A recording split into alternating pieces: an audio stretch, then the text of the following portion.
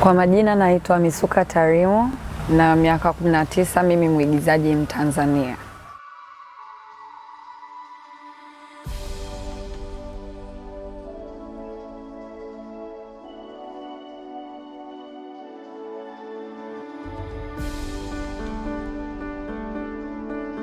Nilikuwa nasoma shule ya Kifaransa kuanzia miaka 5 hadi nilipofika miaka 10. Alafu baada ya hapo nilienda Kenya kusoma St. Andrew's mpaka mwaka uliopita nilipokuwa na miaka 18. Nilianza uigizaji nilipokuwa na miaka 5. Mara ya kwanza ilikuwa kwa Little Theatre St. Peter's. Tonight the deep magic will be appeased, but tomorrow we will take Narnia forever! Watu wengi walikuwa wanapeleka watoto wao pale kwa sababu hawakuwa na kitu cha kufanya kwenye likizo. Ndio maana hata mimi nilipelekwa pale. Alafu ndo hapo niliona kwamba na kipaji cha kuigiza. Mimi napenda uigizaji kwa sababu unaweza kuwaonyesha watu vitu vingi kwa kuwa entertain. People don't want to listen to something very intense. Acting is something that is used to tell stories or to tell messages that are intense. Sometimes people don't feel attacked like that. Something that's very deep, even if it's not very deep, it's just very entertaining. So that's why I like theater. Uigizaji imenisaidia kuji-express nikiwa na matatizo binafsi. Naweza kutumia uigizaji kuwa mtu mwingine. Also inakusaidia na confidence pia, kuweza kuongea mbele za watu, kujua kufanya kazi na watu wengine, na pia kuwaelewa watu wanavyojisikia. Pia inakusaidia kucommunicate na watu wengine. Mwigizaji ninayempenda sana ni Zendaya. Nampenda sana kwa sababu anaweza kuigiza, anaweza kuimba vizuri. Hata kwenye vitu vya sarakasi anavifanya pia. Hayupo kwenye matatizo mengi. My play above all nayopenda kuliko zote inaitwa Ruin by Len Nottage. Nakipenda sana kwa sababu inapiga story ya Congo, the war that's happening there in Congo, and how a lot of women were affected by the war.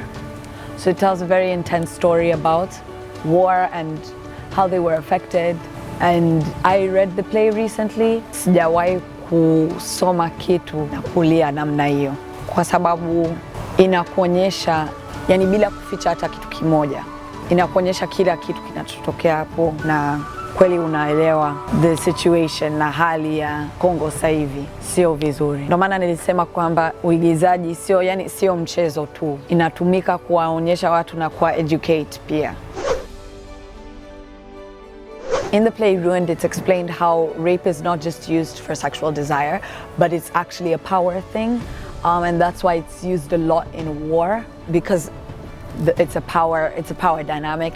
A lot of the time when that happens to women, it can actually physically ruin their body. So, which means that they cannot reproduce sometimes. So that's why it happens in war. Like, people do it to the side that they're fighting so that they cannot reproduce and stuff like that. At the end of the play Ruined, character Salima, it doesn't specify what she did to herself, but she was bleeding from her stomach, and the last thing she said was, you will no longer use my body as your battlegrounds. And she had said that to the soldiers that came into where she was. It was just very, very deep, because that's how Salima died. And Salima's story was actually based on a true story. I found that line to be so deep. I learned a lot from that play.